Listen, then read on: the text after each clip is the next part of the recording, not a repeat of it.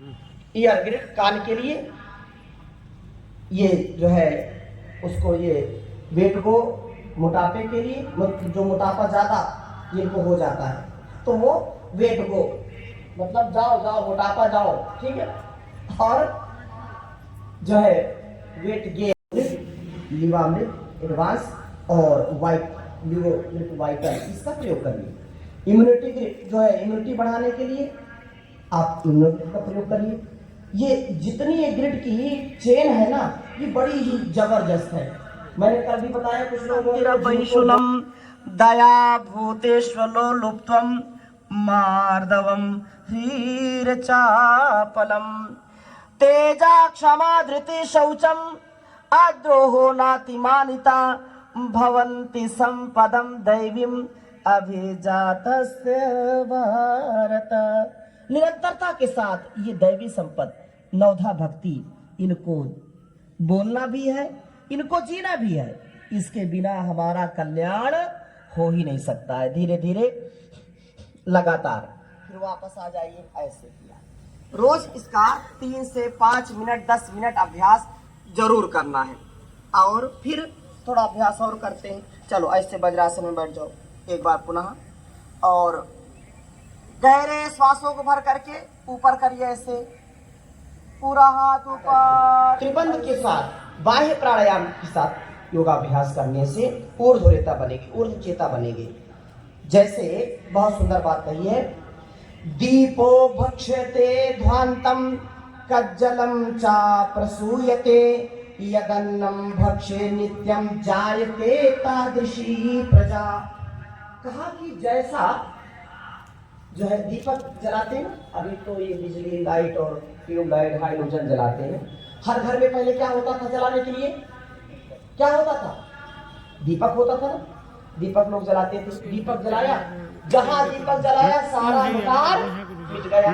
और दीपक से निकलता क्या है? धुआं। कभी कहता है कि जैसे दीपक जलाते हैं और वो सारी कालिक पी जाता है, सारा अंधकार वो पी जाता है और फिर निकालता क्या है? कजली निकालता है, वो धुआं निकालता है काला काला। और पहले लोग जो है किसी अलमारी में या किसी उसमें दीपक रखते थे तो पूरा काला हो जाता था, होता था कि नहीं? ऐसे ही जैसे हम अन्न खाएंगे वैसी ही हमारा हो जाता है। इससे पहले के लोग घर से ही भोजन बना करके ले जाते थे कि नहीं?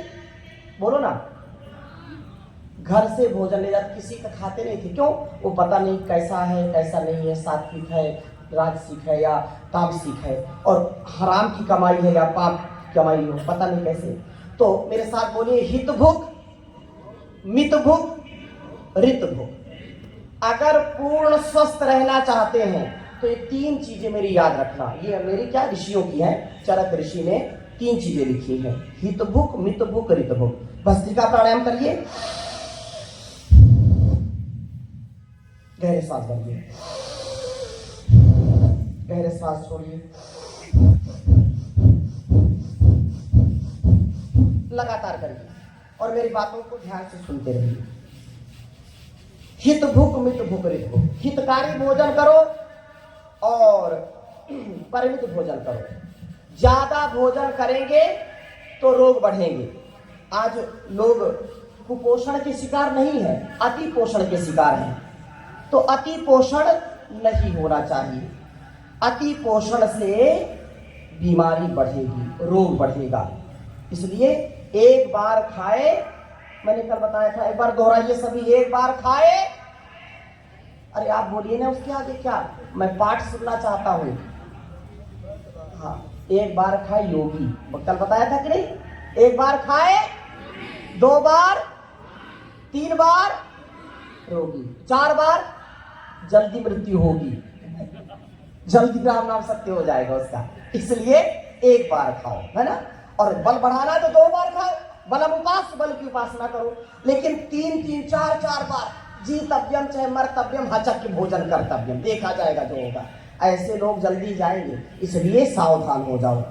और आहार, ये आयुर्वेदिक प्रयोग जो 500 से ज्यादा वैज्ञानिक पूरे देश और दुनिया के लिए कल्याण कर रहे हैं। तो एक बार पतंजलि रिसर्च फाउंडेशन के सभी हमारे डॉक्टर, सभी वैज्ञानिकों के लिए जोरदार अभिनंदन करिए।